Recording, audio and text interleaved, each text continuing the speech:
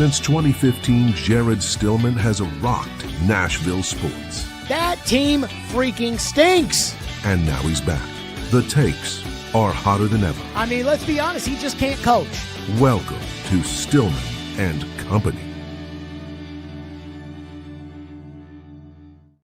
Stillman and Company of the 440 Sports Network, presented by Hiller Plumbing, Heating, Cooling, and Electrical on this wonderful Hot Take Friday here on the program. My voice is back to normal. I believe I am no longer contagious as far as strep throat is concerned, as I have been well on my antibiotics.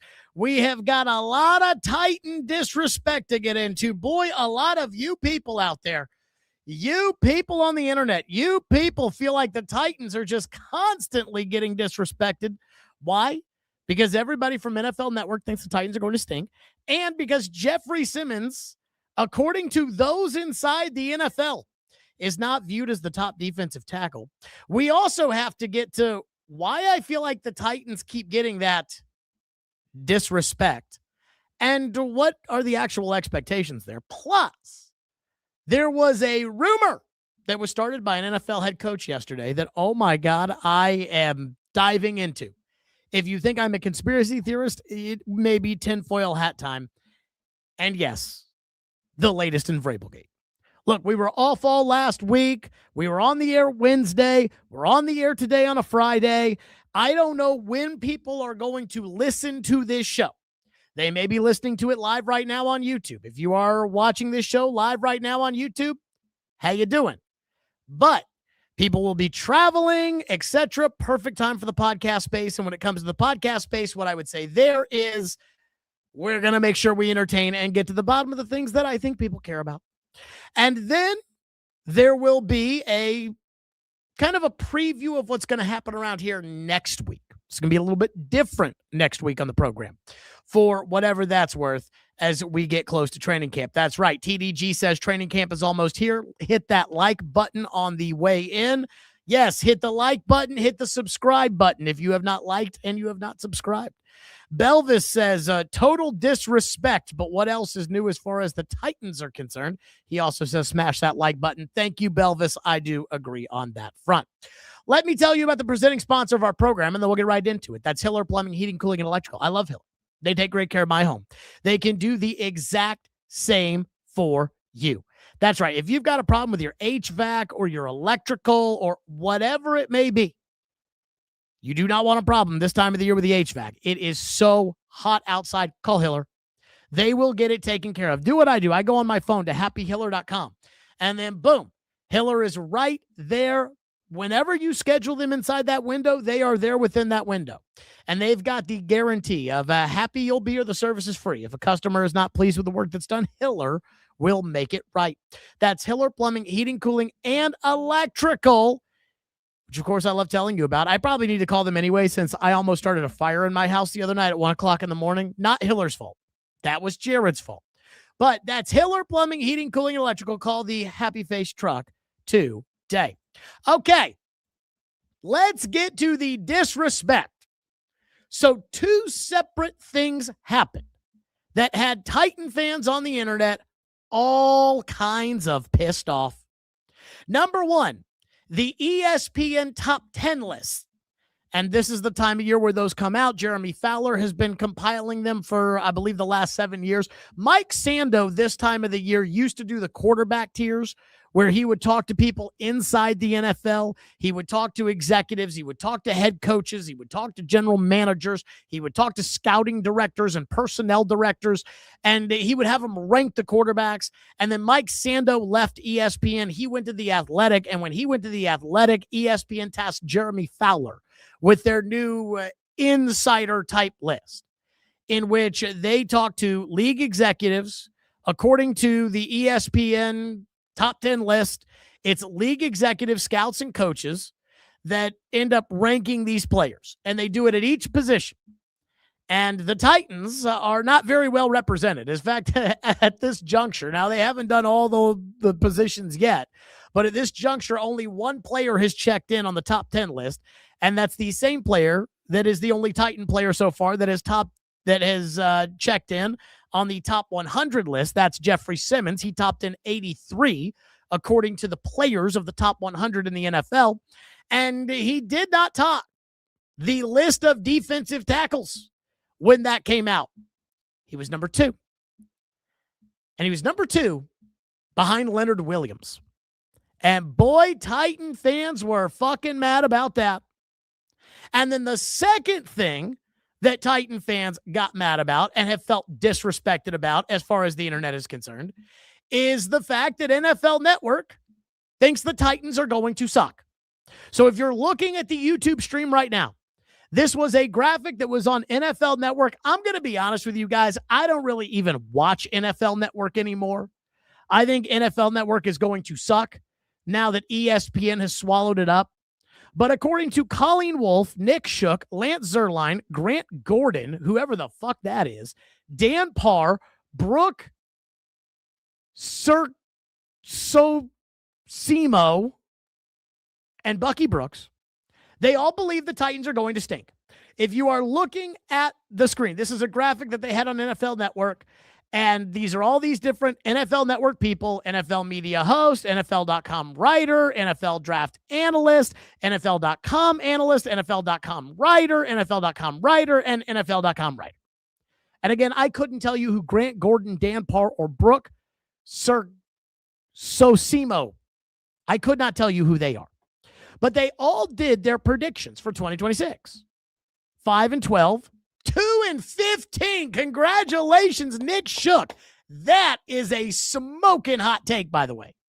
Like, not even I could sit there and tell you 2-15 for the Titans. But Nick Shook says 2-15. Lance Zierlein says 4-13.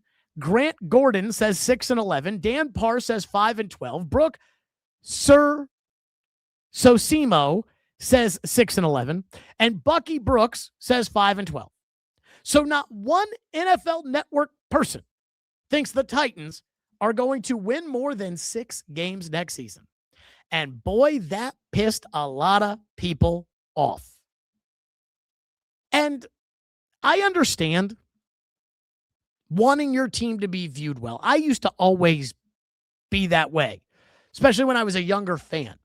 I remember when the Titans were really good in 2000, and they were the best team in the league that year. But in the middle of the season, I was watching the ESPN Monday Night Countdown, and it was midway through the year, and they were having a discussion as to who the MVP of the league should be. And now that I think about it, I can't even remember who the 2000 NFL MVP was. I'm going to say the one seed was the Giants. Don't think it was on their team. Minnesota, I don't think it was. The Titans were the number 1 seed in the AFC. It wasn't Rich Gannon's year. I'm going to say Marshall Faulk was the 2000 MVP, but I don't know. Let me search. Hey, Marshall Faulk. Way to go, me. Anywho, I remember that season when they were having a discussion on ESPN on Countdown, and they were saying, who's the MVP? And Tom Jackson from Louisville, Tom Jackson said up there, he was like, I think it's Eddie George. And I remember being like, yes, Eddie George. Apparently, by the way, Eddie George finished 3rd that year. And I was like, yes, Eddie. They said it on ESPN. They said Eddie George was an MVP candidate. So I get wanting to think that people are saying good things about your team. And in this case, with the Simmons thing, with the Leonard Williams thing, I'm not sure I agree with that. I don't watch Leonard Williams play enough to be able to tell you who's better between Leonard Williams and Simmons. But man, Titan fans are mad about that. And then when you've got everybody at NFL Network telling you that your team's going to suck, man, Titan fans are mad about that. And can I just say, you people seem to complain a lot about a team that's won 6 games over their last 34. I understand that you want to believe that the Titans are going to turn the corner. I get it. I understand that you want to get excited for the season. Again, TDG was talking about how training camp is almost here, baby. And I'm excited about training camp almost being here too. I'm not exactly excited about the Titans football season. But when I see these Titan fans get all worked up about how the Titans are disrespected, I saw somebody today say that Jeffery Simmons is so disrespected because he ranked 83rd on the NFL's top 100 list, which again, I think it's ridiculous that Simmons is 83, but where does Simmons belong? And somebody said, he's a top 10 player in the league. And I'm like, well, the people he plays against don't think he's a top 10 player in the league. And the people that scout the game and coach the game don't even think he's the best defensive tackle in the league. Where do you think he belongs? And somebody today said, I think he's a top 10 player in the league. Top 10? Jeffery Simmons is a good player. You're telling me you think that he is better than or the same caliber as Jamar Chase? He is not. You're telling me that he's the same caliber of player as Josh Allen. He is not. I don't even think Simmons is really the same caliber of player. If we were having a draft right now and my choice was Josh Allen or Simmons, you know everyone's going to take Josh Allen. I think I would take Josh Hines Allen before I would take Simmons.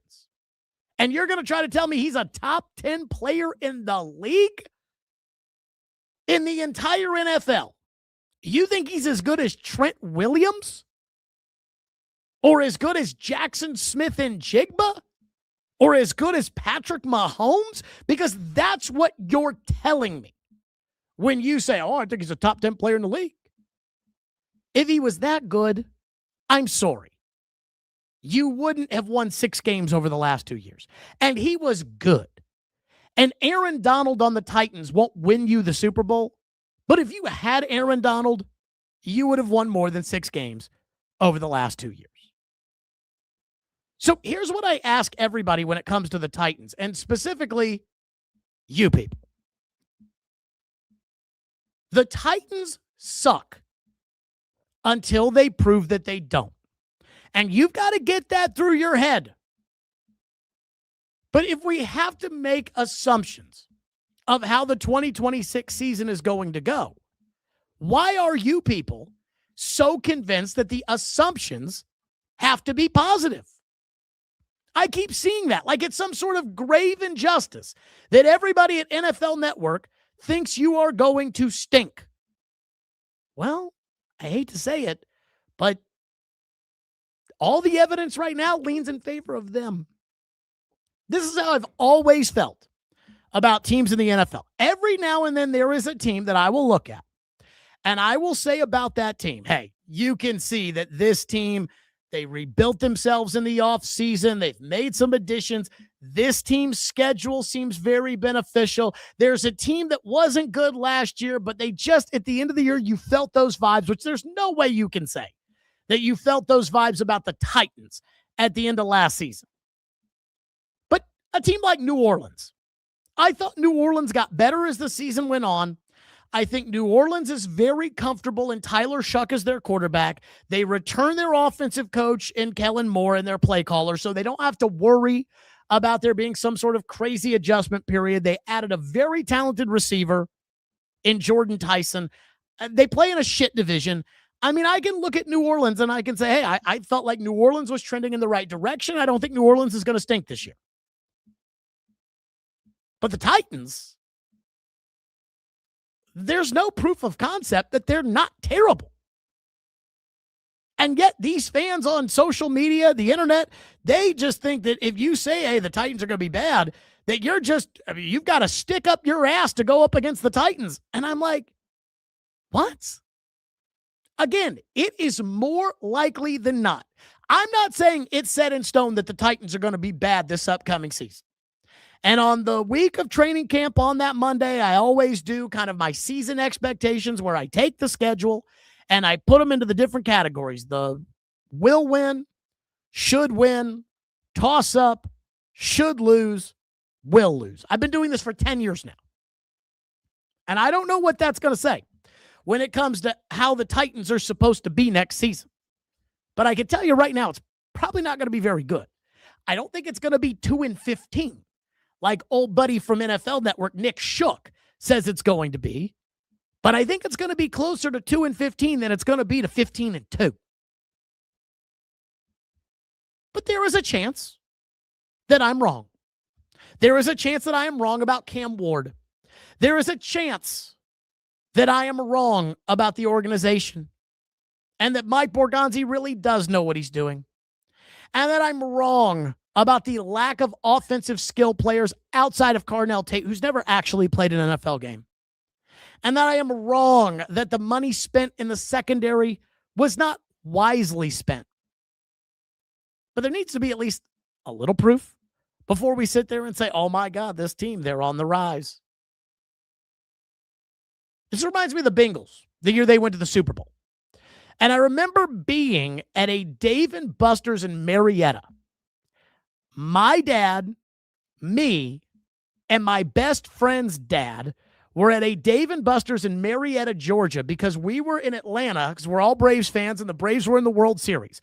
And we were all going to Game 5 that night, hoping the Braves were going to clinch the World Series. Unfortunately, we wouldn't get to see it. We'd have to wait until they did it in Game 6. But as we're at that Dave & Buster's, there was nobody there. So they put the Titans and the Colts. That was the game. They went to overtime. Derrick Henry broke his foot. They put the Titans-Colts on the big screen. And when they put Titans-Colts on the big screen, they had all the other games on the little screen. And on the little screen, I'm watching Cincinnati just hang something like 45 points on the Jets. And I'm like, wait a minute. Is Cincinnati good? I think Cincinnati might be okay. I didn't think they'd end up at the Super Bowl. But there are moments like that where bad teams that have been bad for a while, they have it. And then you start to give them a little respect. The Titans have done none of that. If the Titans start the season off and you start to have a little bit of progress and you start to see there's going to be those games where you sit back and you say, oh my God, the Titans, they beat the Rams in week 2. Or I don't even know who. They're not playing the Rams in week 2, but they're playing somebody good in week 2. They beat them in week 2. Oh my God. When that moment happens, then we can start talking about how good the Titans are.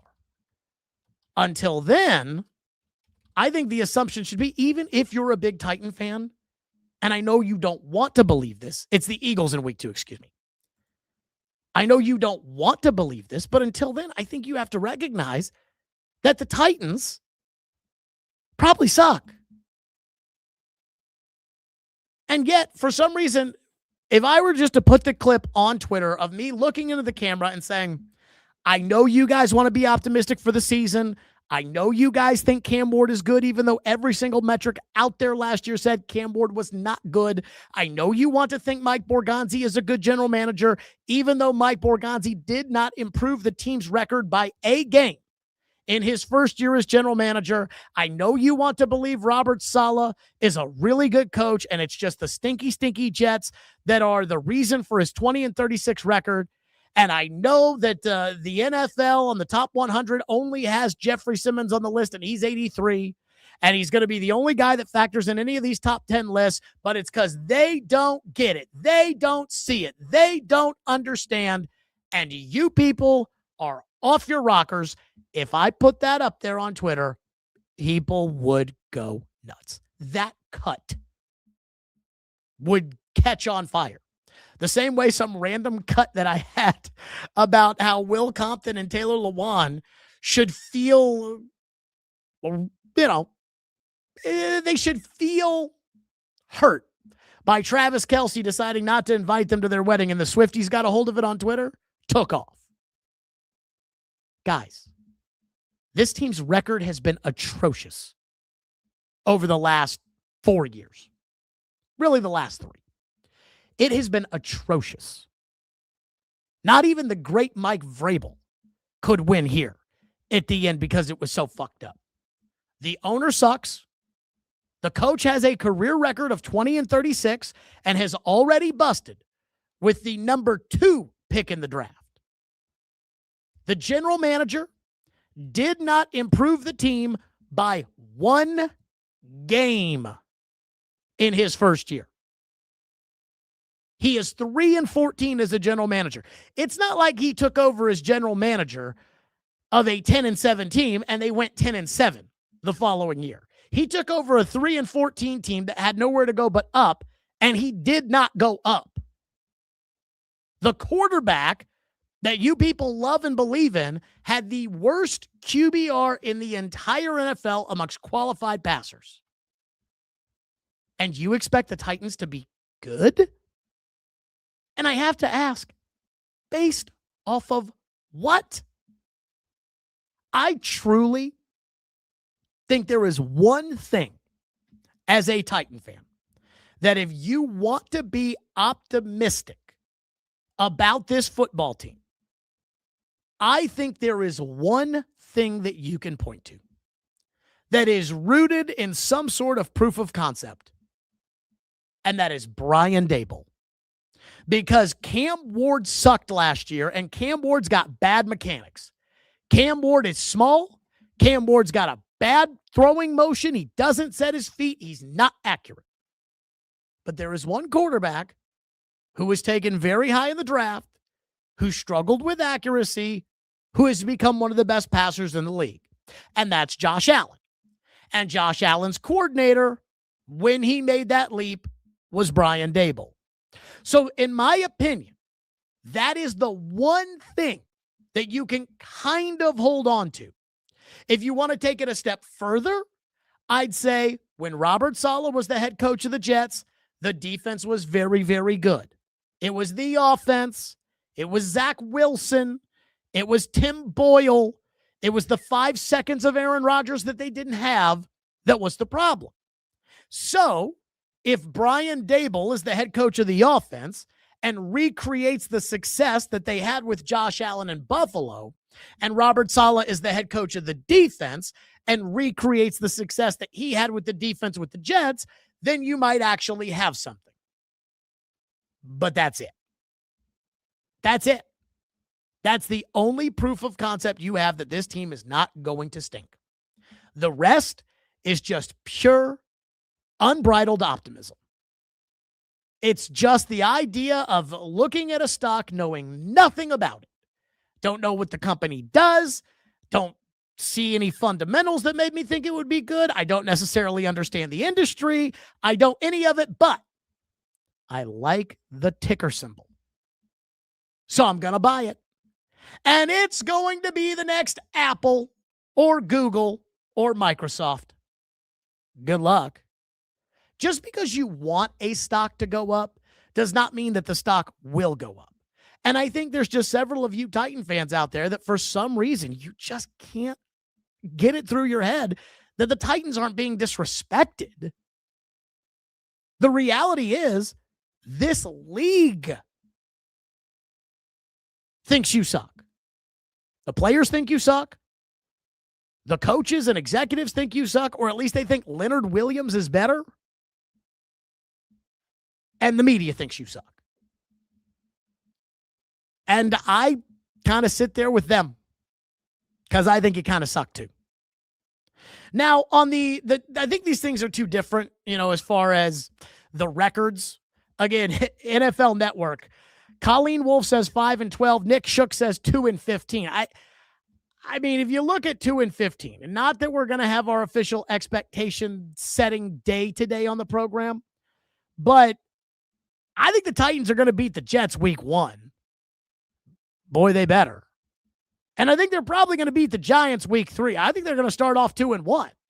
I still think they're going to stink, but I don't think they're going to be 2-15. But the one thing I'm not sure how I feel when it comes to Simmons versus Leonard Williams is I just guess, and I mean, I watched the Seahawks not every week. I obviously had a rooting interest in the Seahawks since I told you people that Sam Darnold was a good quarterback, which, by the way, I had proof of concept of. As I'm sitting here telling you, hey, Sam Darnold is good, and you're probably going to say, well, you're telling us that we can't be optimistic about the Titans, and you got lucky on Sam Darnold. No. I saw Sam Darnold win 13 games the year before. I saw Sam Darnold go 4-2 with the Carolina Panthers, with the team that Baker Mayfield, I also think is a pretty good quarterback, went 1-5 with. And that was in 2022. So there was some proof of concept there. But I wouldn't necessarily vote Leonard Williams over Jeffery Simmons. I think Titans fans, if Aaron Donald still played in the league, or if Aaron Donald had made it official and said, hey, I'm coming out of retirement and I'm going to go join Myles Garrett, and the people who are in the league were to put Aaron Donald number one, I think Titan fans would have accepted that. If Chris Jones, who at this point, I think he's on the back nine, I think it would have been more of a lifetime achievement award at the defensive tackle position than is he the best defensive tackle right now? But if they had put Chris Jones there, I think Titan fans could have lived with it. Leonard Williams?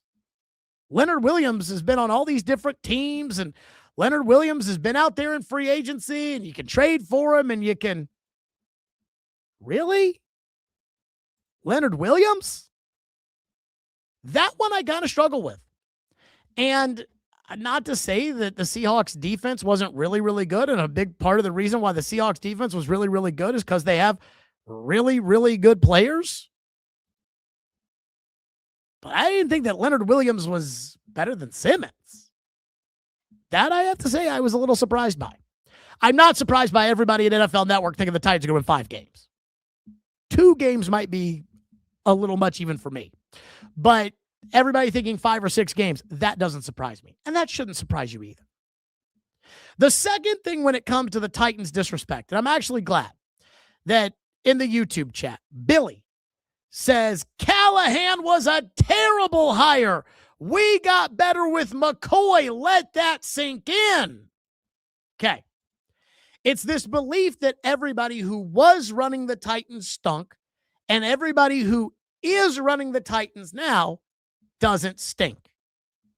If you think the Titans are going to turn the corner anytime soon, you have to have belief in the people running the Titans, right?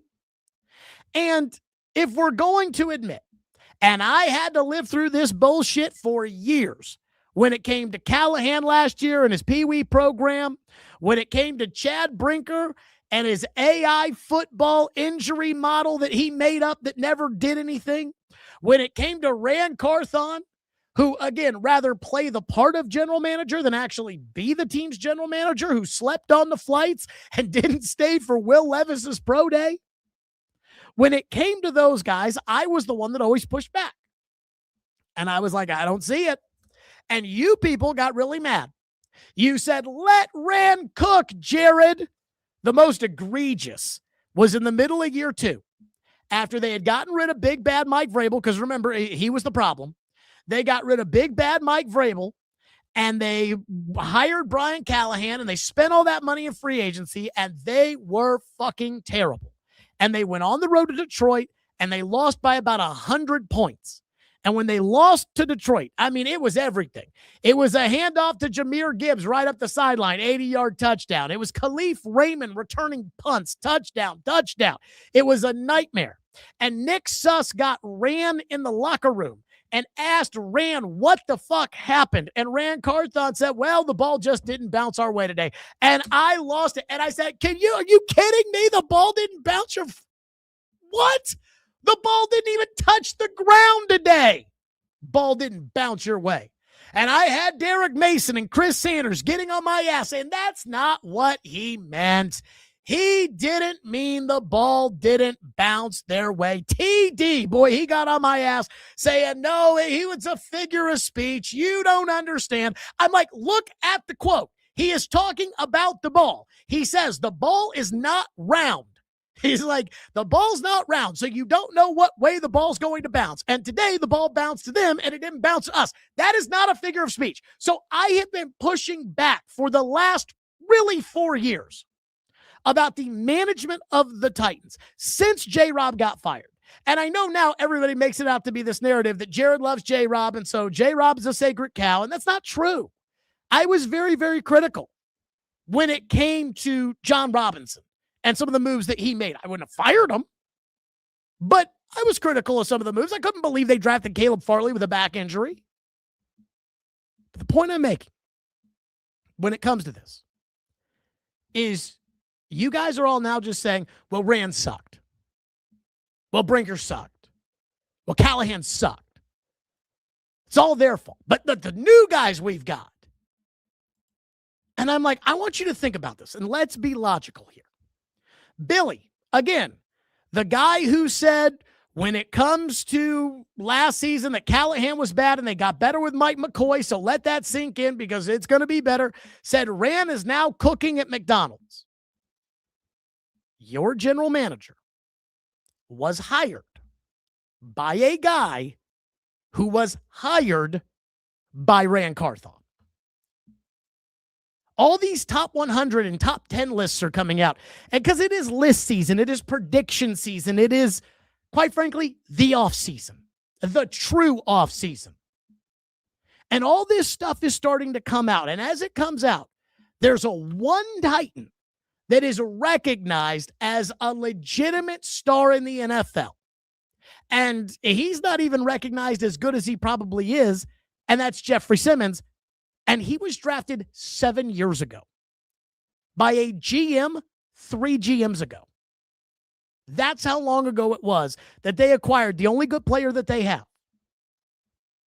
And in that period, the Titans have held the first pick, the 4th pick, the 7th pick, the 11th pick, and all these subsequent second-round picks that come with sucking really, really bad that are basically the same caliber of player on the board as a guy at the end of the first round. And yet, nobody outside of Simmons, who was taken 7 years ago, can crack the top 100 list. And the reason that is, even though you've had 2 off seasons over the last 3, where you have spent an egregious amount of money in free agency, the reason that is because you keep hiring morons. And not only do you keep hiring morons, but once you realize that the moron that you hired is a moron, you don't just fire the moron. You promote somebody that the moron hired. I want you to think about this. Jon Robinson got fired. And at that point, a lot of us, myself included, thought Mike Vrabel was going to get to pick the general manager. And considering that the guy Mike Vrabel would have picked is Ryan Cowden, and that's Mike Vrabel's right-hand man in New England, and they were just in the Super Bowl, maybe they should have let Vrabel pick Ryan Cowden to be the general manager. I mean, after all, Jon Robinson had a winning record, won 61% of his games, won division titles here, got to AFC championship games. He hired Ryan Cowden.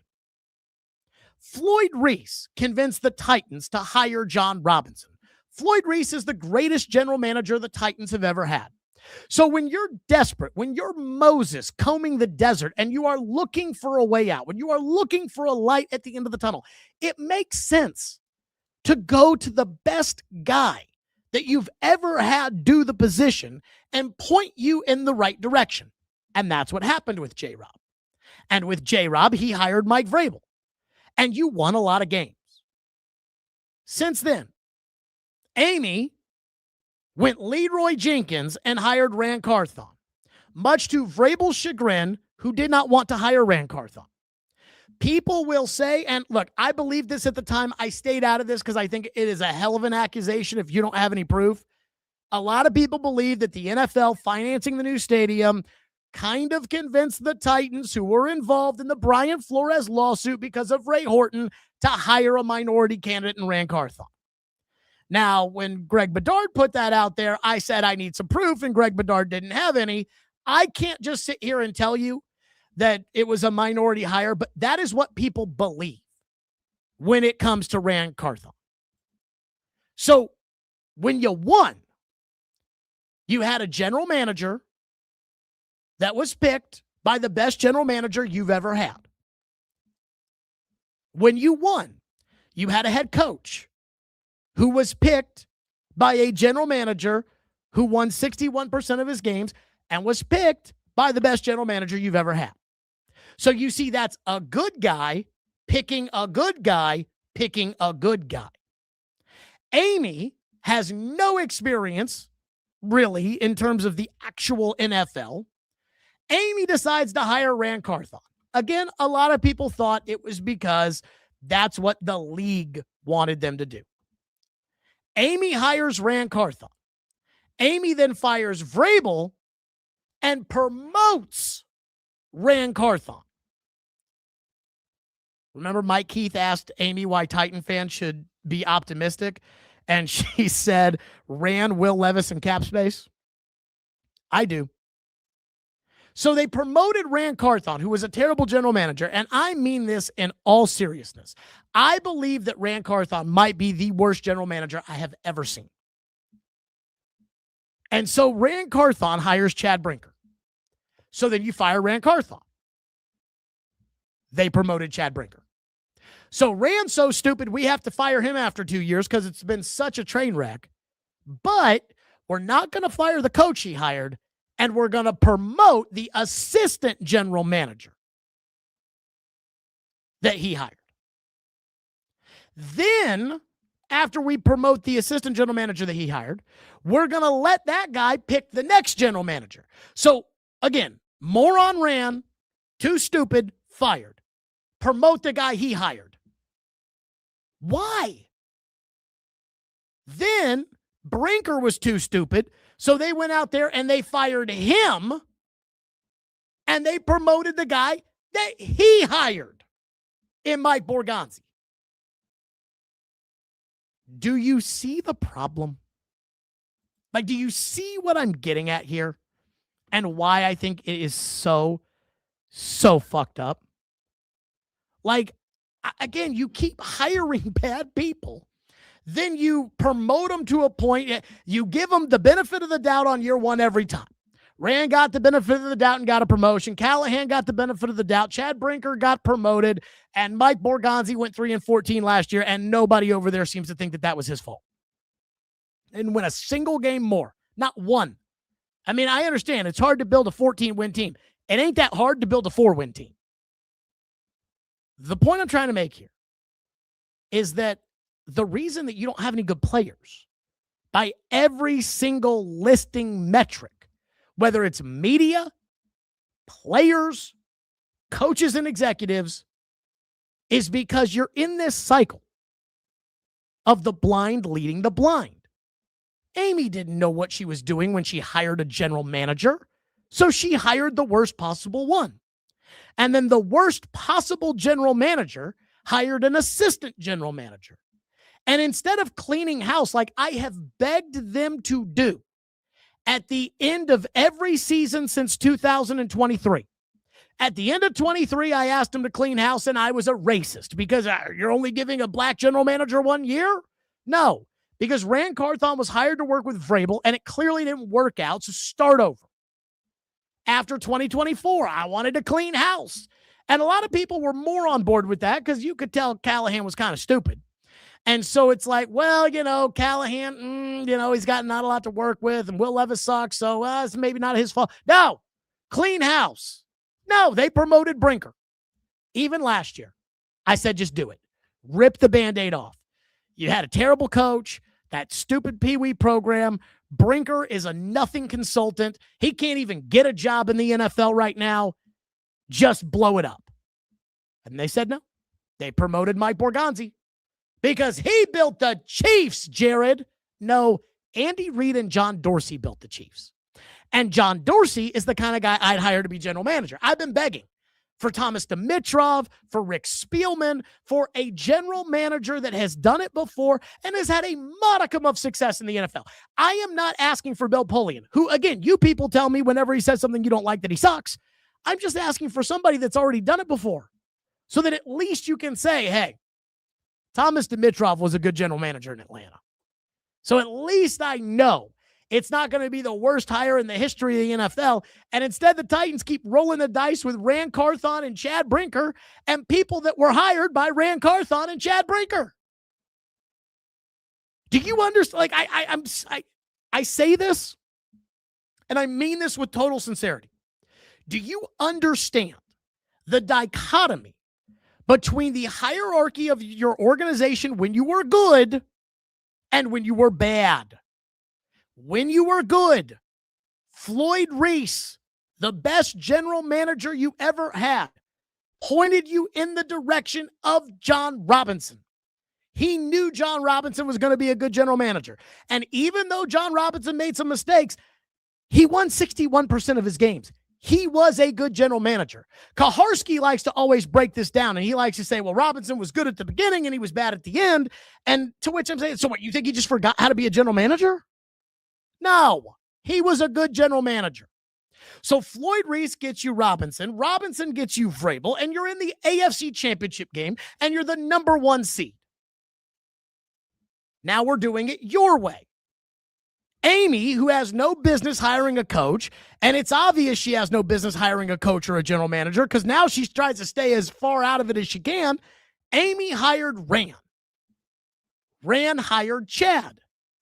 Chad hired Borgonzi. At some point, blow the shit up. You keep hiring morons, and you're thinking they're going to hire geniuses. What are we talking about? So do you see the difference between the two? This is why on all the lists that come out, you have no players on it except for Simmons, who was drafted by Robinson and coached by Vrabel. That's why. So, again, I am almost sweating here. I'm so worked up. But it's like, guys, you guys keep telling me Mike Borgonzi is a good general manager because he drafted a punt returner. What are we talking about here? So those are the Titan topics, and I'll get to your reaction here, and then I want to get to this, I think, salacious. I think Mike Macdonald did some shit yesterday, which we'll get to. One person says, Rand's underrated worst move was letting King Henry leave. I want you to think about this.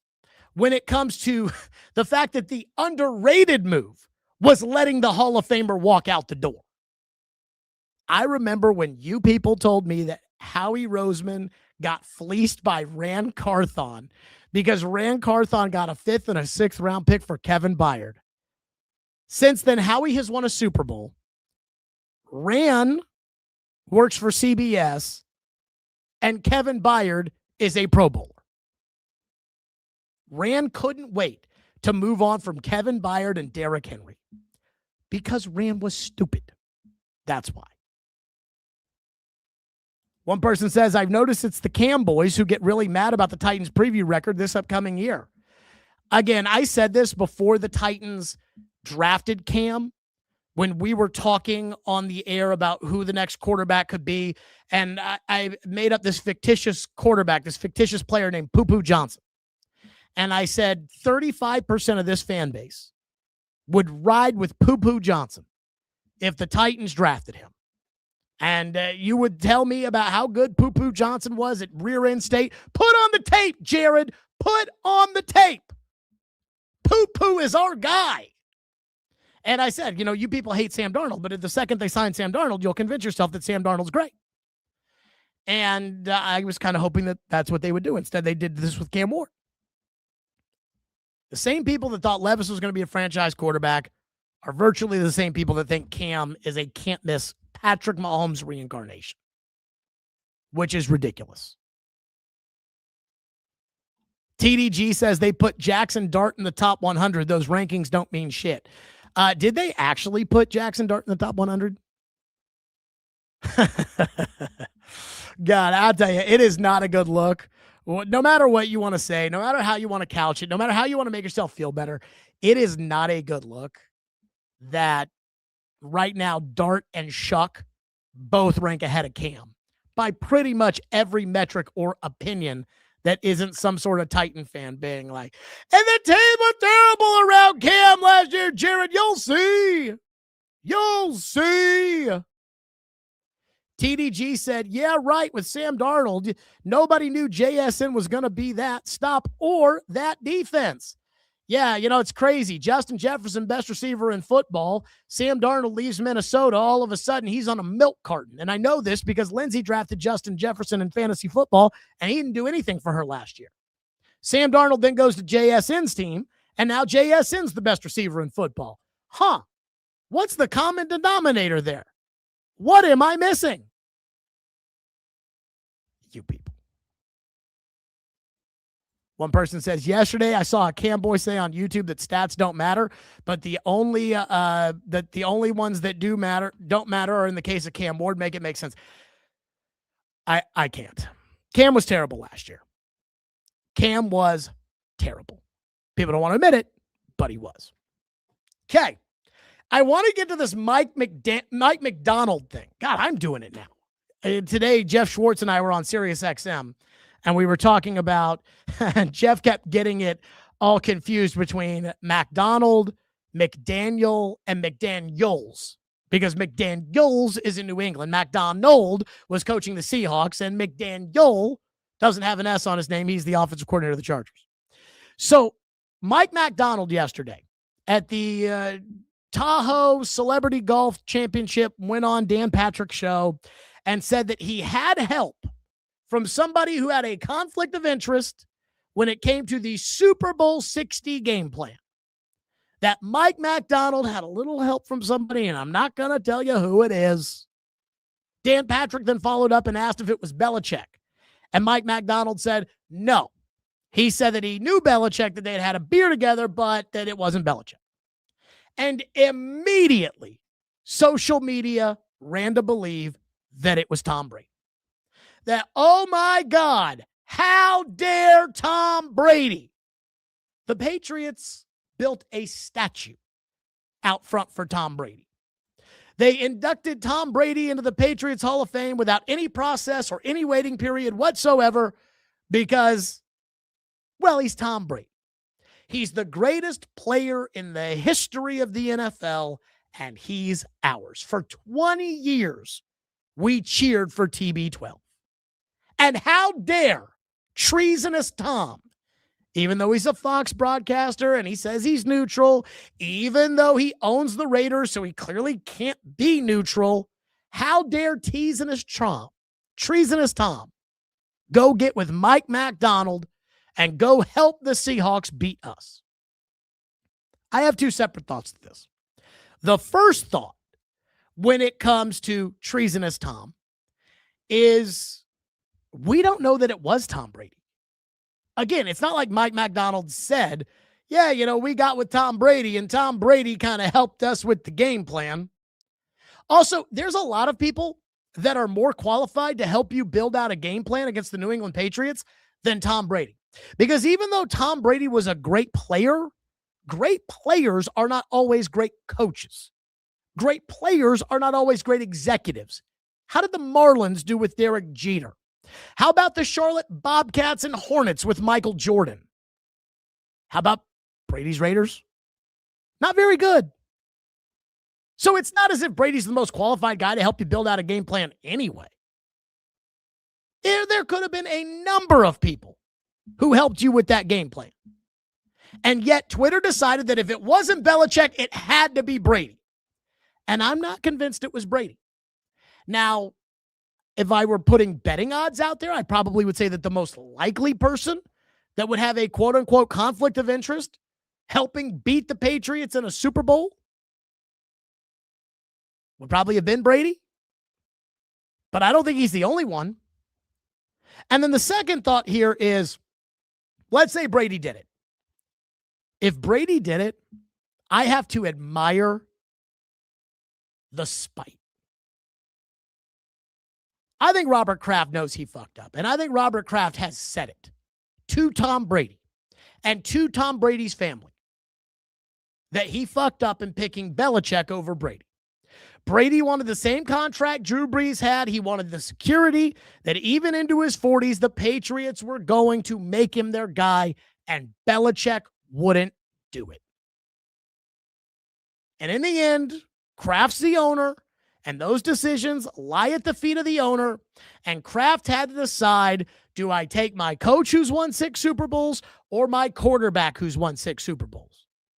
Brady, as Kraft has said, is like a son to him. And ultimately, Kraft chose Belichick.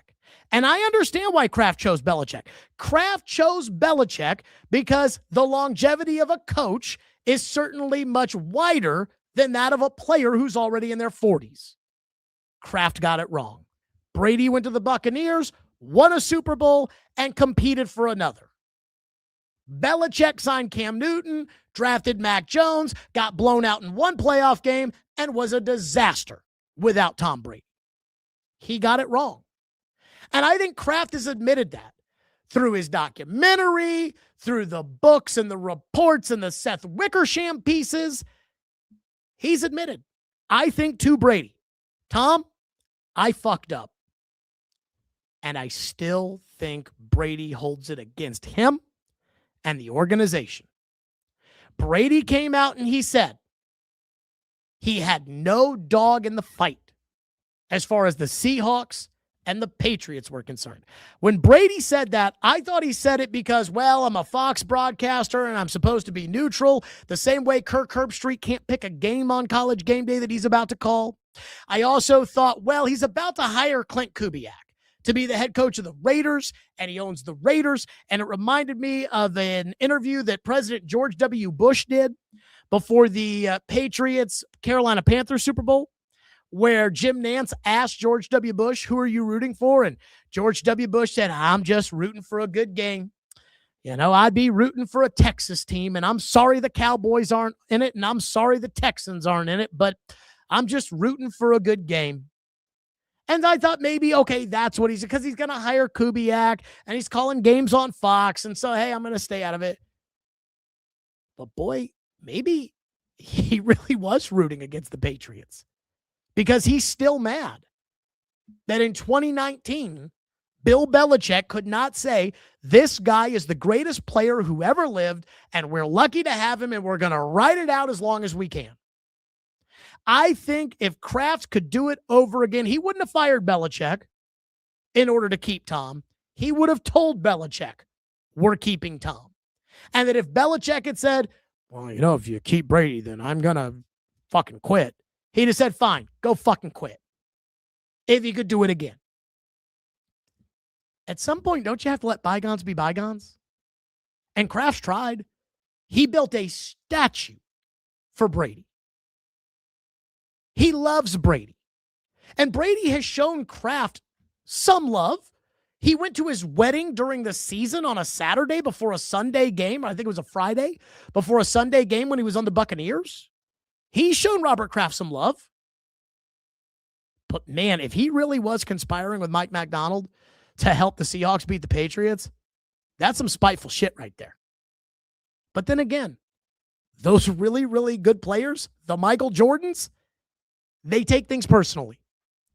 But I'm not totally convinced that it was Brady.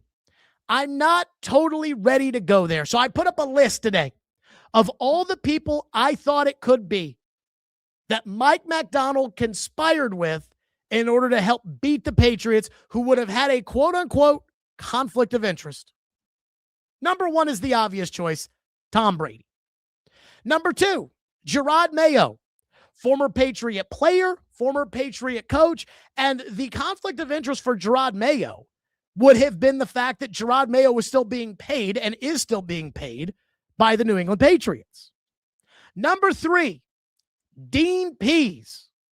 And if you're from around here, you know why Dean Pease is on this list. Because he's a former Patriot coach, and so maybe there's a little conflict of interest there. Mike Macdonald comes from the Ravens, where Dean Pease is kind of the long-standing defensive coordinator emeritus. And we all know what happened, or we all know what was rumored when it came to Vrabel and Pease at the end. Wesley Woodyard said Vrabel took over the defense from Pease before the AFC Championship game. Pease retired the day after the AFC Championship game, and then unretired the day that Arthur Smith got the Falcons job a year later. Clearly, there was some bad blood there. So that's a little conflict of interest. Former Patriot coach, former Vrabel guy, conspiring with Mike Macdonald. I put Matt LaFleur at number 4 because we all know Vrabel hated LaFleur and LaFleur hated Vrabel. That's why on Sunday night and Thursday night football against each other, they both try to run up the score. I put Jim Harbaugh on the list. McDonald said he talked to John Harbaugh, but Jim Harbaugh had just recently coached against the Patriots. The Chargers played them in the playoffs. I don't know what his conflict of interest would have been, but I put him on the list. Matt Patricia. Could it have been Matty P? I think there are a lot of Patriot fans. I think Bob Kraft would be very, very upset if he found out that Matt Patricia, the former defensive coordinator and former offensive coordinator, I guess, of the New England Patriots, helped the Seahawks beat the Patriots. I put Arthur on the list at 7, and then jokingly put Dianna Russini at 8.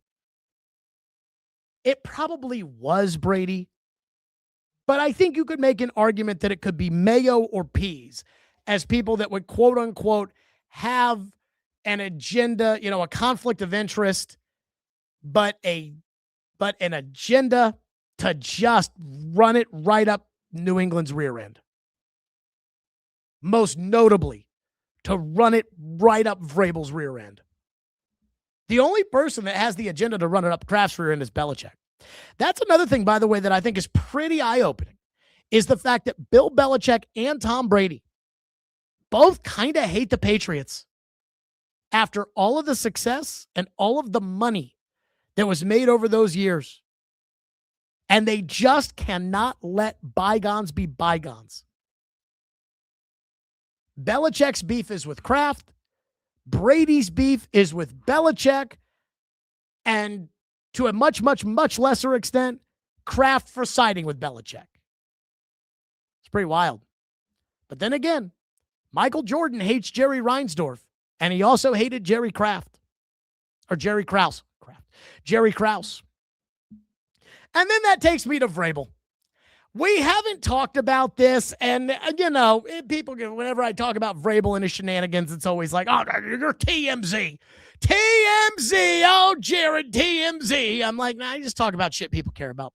So last Friday, I don't know about you people, I am a little ashamed to admit this, but last Friday, I had gotten back from New York, and I was kind of on my phone, and Jeff Schwartz told me, hey, my brother's going to the Taylor Travis wedding because his brother played with Travis Kelce in Kansas City for a while. And I just started to see on Twitter who all was invited to the royal wedding. And they said there were going to be 1,000 people there, but you don't really realize how you get to 1,000 until you actually start to see the people that are going there. And so I would see Tom Hanks, or I would see Bradley Cooper, or I would see, legit A-listers that were going to the Taylor Travis wedding. And we know all the Chief players were going to be there, and most of the former Chief players and everything else. So I'd see some things. Again, my For You algorithm was all Taylor Travis last Friday. Kareem Hunt. That makes sense. He was there for a long time. I'm sure him and Travis are cool. Whatever. There are going to be other players around the league.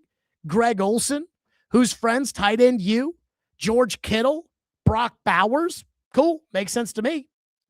Then I saw the Page Six posted. Mike Vrabel and his wife, Jen Vrabel, on their way to the Taylor Travis wedding. And what was amazing, the only things you can get with this, it was so secretive. It was like the CIA. The only things you could get from this were people leaving their hotel rooms. The only pictures that people have posted are pictures from the hotel before they got in the car, or when they were in the car going to MSG. And Vrabel is getting out of his hotel room and getting into his black SUV with his wife, Jen, and he doesn't even open the car door for her. What a fucking guy. Didn't even open the car door for her. I mean, the last 4 months of her life have been a nightmare, an embarrassment, because Vrabel was cheating on her, and Vrabel lied about cheating on her, and then more came out about Vrabel cheating on her, and he can't even open the door for her. Meanwhile, Dianna Russini, according to Page Six, was out with her husband, and Page Six was all over Vrabel again. He and his wife went out to Park City, Utah, and they had pictures from the airport. If you're looking at the YouTube stream on the left, there's a Vrabel and Jen leaving their Manhattan hotel on their way to Taylor and Travis. And as you can see, they are clearly socially distancing from one another. There's a good 6 feet in between them. The second one, Vrabel and Jen getting off the plane from Park City, Utah, after Taylor and Travis's wedding. And then the one on the right, the Page Six story Dianna Russini spotted on a luxury cruise with husband and sons as they rebuild their marriage after Mike Vrabel photo scandal. I'm going to break all three down right now. I'm not sure I have ever seen a more unhappy couple than Mike Vrabel and Jen Vrabel. I mean, he can't even hold open the door to the car for her. Every picture they're in together, they both just look miserable to be together. And at some point, doesn't somebody have to ask the question, if you're Vrabel or if you're Jen Vrabel, at what point is it just not worth it anymore to be married? At what point, when you look at them and you just see he won't even hold open the car door for her, they're not even basically walking together into the car for the Taylor Travis wedding. I mean, they get off the plane. Could you see an unhappier couple? At what point do you just say, guys, you had a good run. Time to move on. And then the Dianna Russini thing. So apparently TMZ and Page Six had insiders, quote unquote, that were stalking Russini on a cruise ship with her husband and her kids. And they published it like, look, they're rebuilding their marriage and blah, blah, blah, blah, blah. Guys, I think the Russini angle of this, for the most part, is over.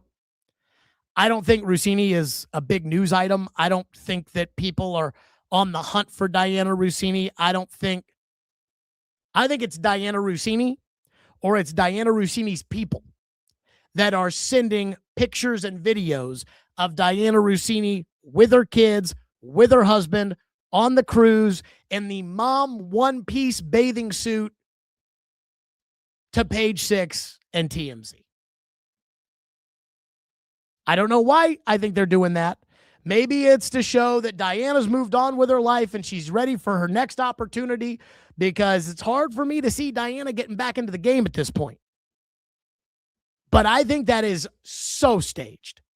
When Dianna and her husband kissed on Mother's Day and Page Six had the photos, I thought to myself, that's not staged. And people said, it's staged, Jared. It's fake. And I wasn't ready to go there. Now, I'm ready to go there. That shit was staged.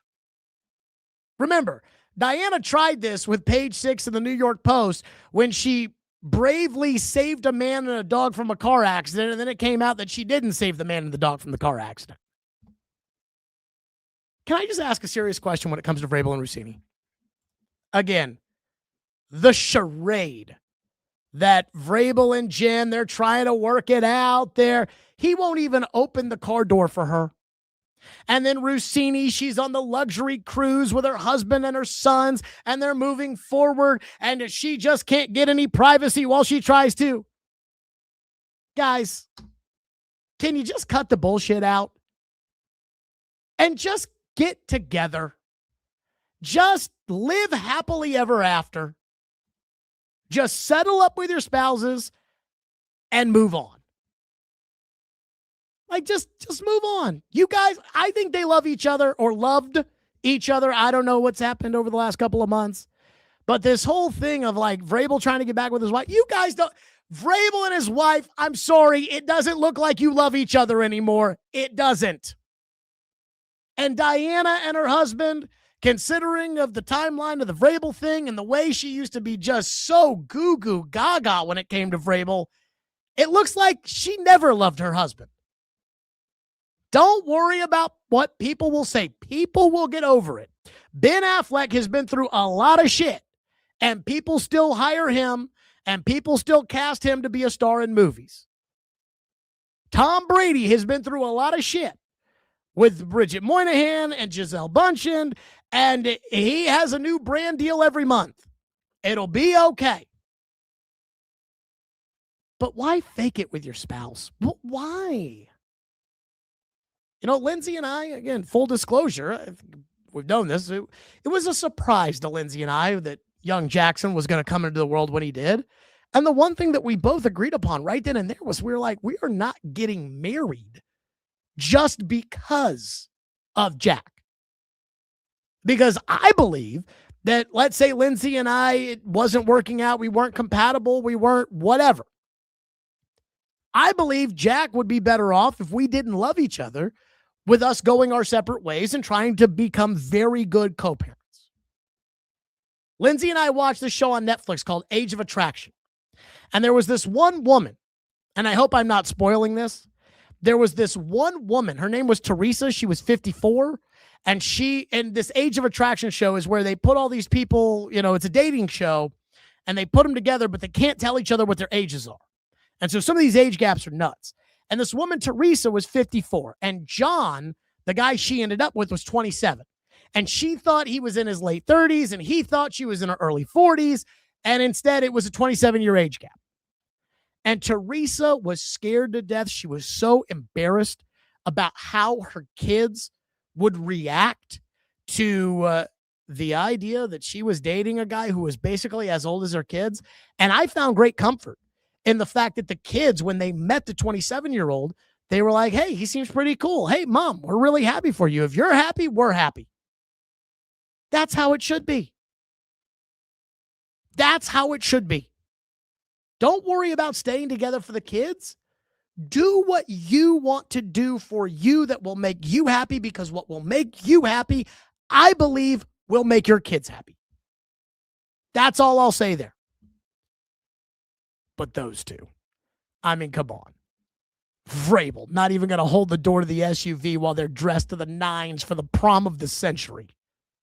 Unbelievable. I mean, honestly, that to me was just absolutely amazing. And then finally, I want to tell you what's going to happen on this program next week. Now, if there's other stuff to cover, we'll cover it for sure. But next week on Tuesday, Netflix is dropping the show Quarterback, in which Cam Ward will be featured along with Baker Mayfield, with Joe Flacco, and with Jaden Daniels. Lindsay and I have agreed we are going to watch every episode of Quarterback together. And then after each episode, I will have a review. So I don't know exactly the logistics of how these are going to come out. Like, are they just going to be YouTube videos that drop at 6 a.m? Or are they going to be YouTube videos that, we go live at 2:00 and I break down episode 1, and then I break down episode 2, and then I break down episode 3. But we're going to see Cam Ward on Netflix's Quarterback next week. Get excited. We will be live Monday at 2:00 here on Stillman and Company. Like and subscribe. Tell your friends. Thank you all so much. Enjoy your summer. Enjoy your weekend. Stillman and Company, 440 Sports Network. See you all live tomorrow at 2.